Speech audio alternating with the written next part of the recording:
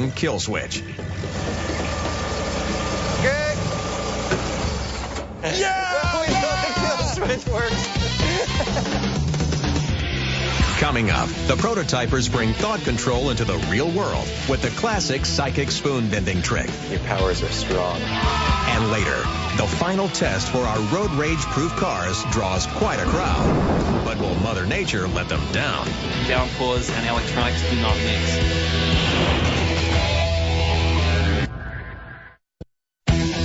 Our prototypers are trying to take the rage out of road rage. Their mission is to prototype a car that slows down as a driver's stress heats up. They hope that, in future versions, the car will even pull off and park to give the driver a chance to chill. And they've got just 5 days until the ultimate demolition derby test, where road rage will be unavoidable. Because we don't want to demolish our hosts, they're making the cars remote controlled. But RC alone isn't enough. Mike's also providing a driver's point of view cam, and he's starting in small scale. So I just want to kind of get a feel for what it's like to have a camera mounted on top of a little RC car. I'm going to take this camera here, and then we need some kind of transmitter to make it wireless. Should get a signal. Hello, hello. So just imagine that this is a big car with the camera on top of it.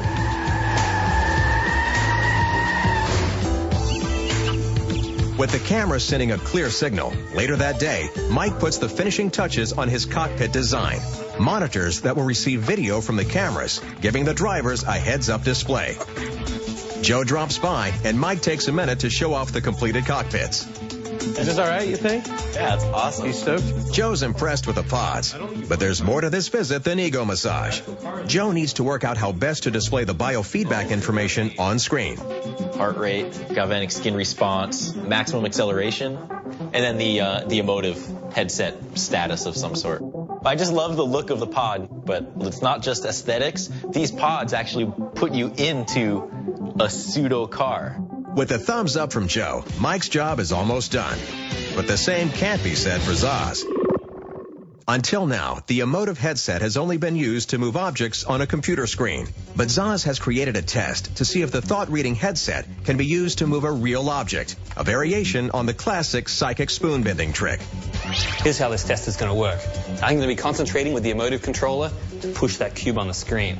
When I push that cube, it's going to send an event to my code, which is going to send an electrical signal along these wires, which is going to talk to this servo controller, which will turn on this E switch, which will send power to this actuator, which will bend this spoon. The good old spoon bending test.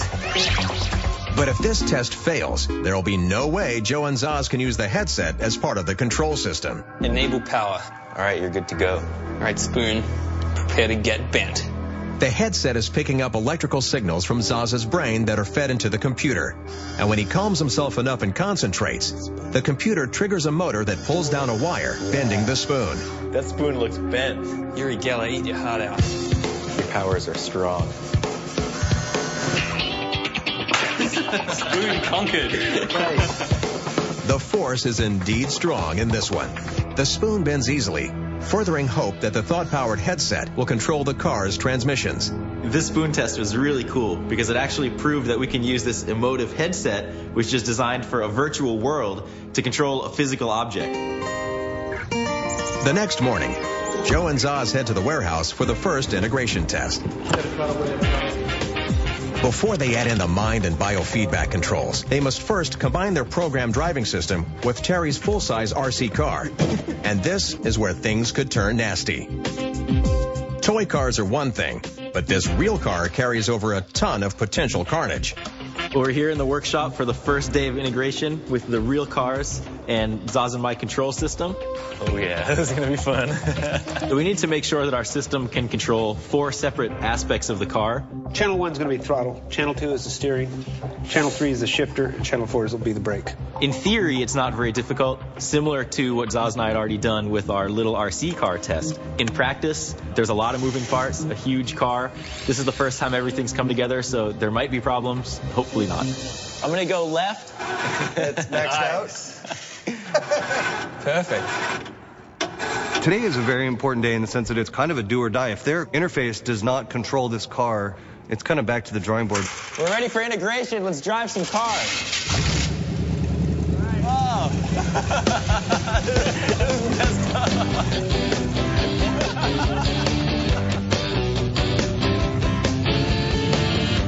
Okay, go in reverse.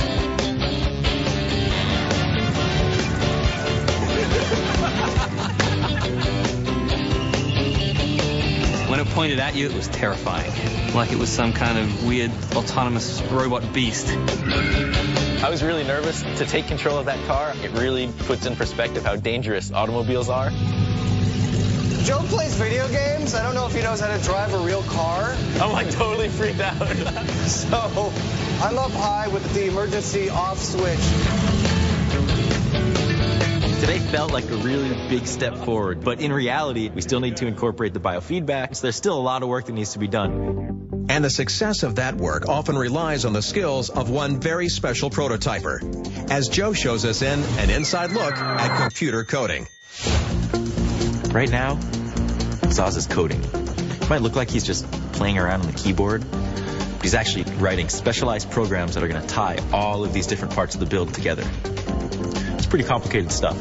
So for a little better explanation, some more detail about how everything really works, I present to you the Code Master. There's a lot of custom code that has to be written to get this anger management system to work. That's why you see me typing all the time. Code is a written set of instructions that tells a computer what to do, and I'm the one that has to write it. My code is made up of threads. A thread is like a little program that runs inside a larger one. There can be a bunch of threads, like Joe here, but they all run independently to perform a specific task. In this system, each car is controlled by 4 threads.